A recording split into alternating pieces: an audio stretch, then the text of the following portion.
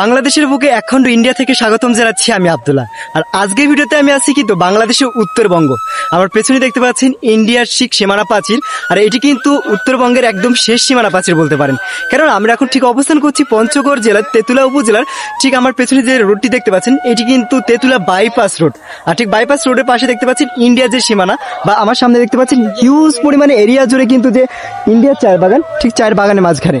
So আজকের ভিডিওতে এই চায়ের বাগানের সকল কিছু তুলে ধরার চেষ্টা করবো। তাই শেষ পর্যন্ত ভিডিওটা দেখলে আশা করি আপনাদের ভালো লাগবে। তাই কথা না বাড়িয়ে চলুন শুরু করা যাক আজকের ভিডিও। একই মাটি একই আকাশ, কিন্তু দুইটি দেশের দুইটি ভিন্নতা। দুইটি দেশে রয়েছে দুইটি আলাদা পতাকা, দুইটি দেশে রয়েছে দুইটি আলাদা ভাষা।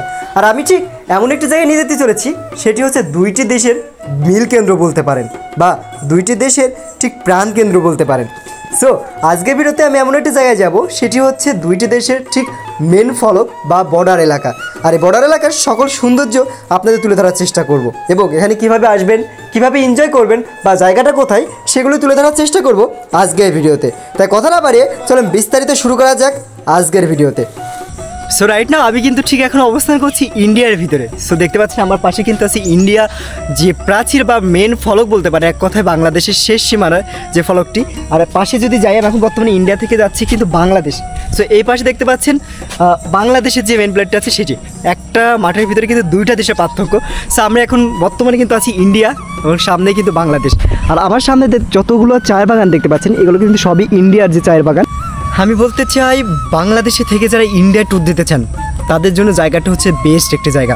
কারণ উত্তরবঙ্গের চারিদিকে কিন্তু আপনার এক কথায় লালমনিরহাটে যে 3 বিঘা করিডোর, ঠিক তার মতনই কিন্তু বলতে পারেন এই আমাদের উত্তরবঙ্গের যে তেঁতুলিয়া বাংলা বান্ধা অঞ্চলটি।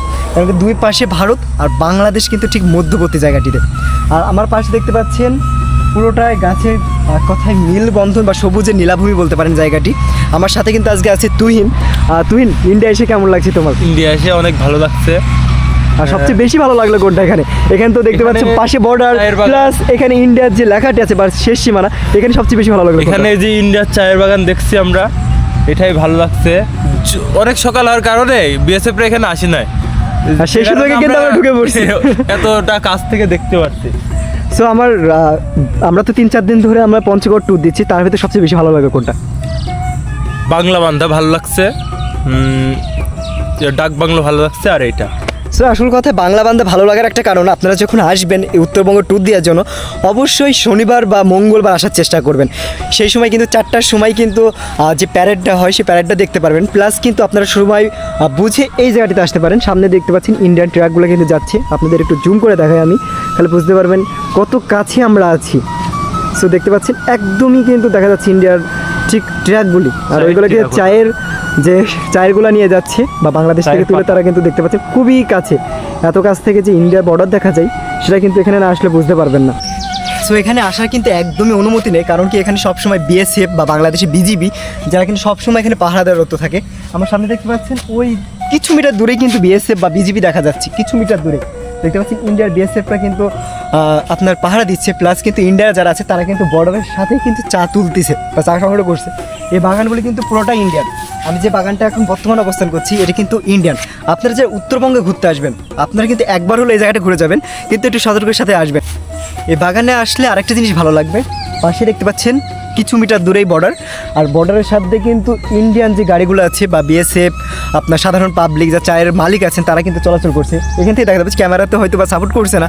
সো দেখতে পাচ্ছেন সামনেই, আর বিএসএফ থাকলে পর কিন্তু এখানে দেখতে পাচ্ছেন বাগানের ফাঁকে ফাঁকে কিছু মিটার দূরেই কিন্তু এখানে মানুষগুলো এখানে কী করেন, বিএসএফ যেগুলো আছেন সেগুলো মানুষগুলো আপনার পাহারা দেয় আর কি। আপনারা যখন আসবেন, এখন কিন্তু ঠিক সকাল 8টা বাজে, এখানে কিন্তু কিছুক্ষণ পর হয়তো বিএসএফ আসবে, বিজিবিও কিন্তু মাঝে মধ্যে এখানে তদারকি করতে আসে। পাশে দেখতে পাচ্ছেন বাংলাদেশে ধানের জমি, এগুলো কিন্তু সব বাংলাদেশ।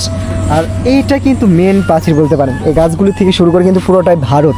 আর আমরা একটু সামনে যাই এবং আপনাদের দেখানোর চেষ্টা করি। চা বাগান আসলে পরে আমি মনে হয় এখানে আসলে পরে আপনার সিলেটের জাফলংয়ের একটা কথা মনে পড়ে। যারা জাফলংয়ে গেছেন এইটার কথা কিন্তু আপনার চোখের সামনে ভেসে উঠবে, এই চায়ের বাগান। তো আমরা সামনে একটু যাই। আসলে যেতে হচ্ছে কিন্তু ভয়ে ভয়ে, কেননা কখন কি হয় বলা তো যায় না।